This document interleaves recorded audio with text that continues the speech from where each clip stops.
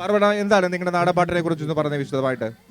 ഞങ്ങളെ നാടൻപാട്ട് വയനാട് ജില്ലയിലെ തിരുനെല്ലിയിലുള്ള കാട്ടുനായ്ക്കർ വിഭാഗത്തിൻ്റെ തനത് കലാരൂപമായിട്ടുള്ള ഗോൽക്കളിയാണ് ഞങ്ങൾ അവതരിപ്പിക്കുന്നത്.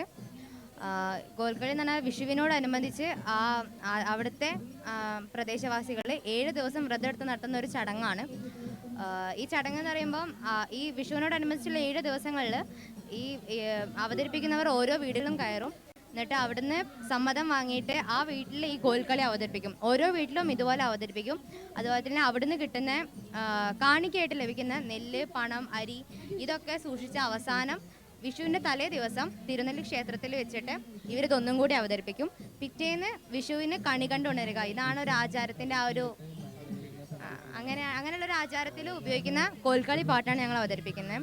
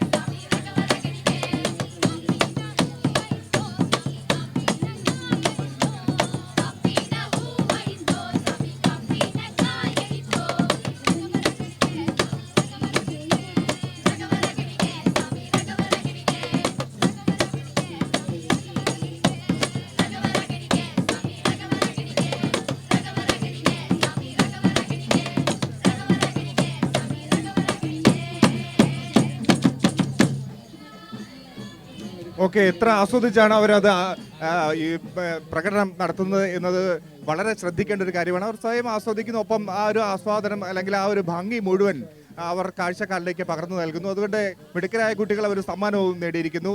മികച്ചൊരു ഗ്രേഡിലേക്ക് തന്നെ അവർ എത്തിയിരിക്കുകയാണ്. വളരെ നന്ദി നിങ്ങളുടെ പെർഫോമൻസിന്.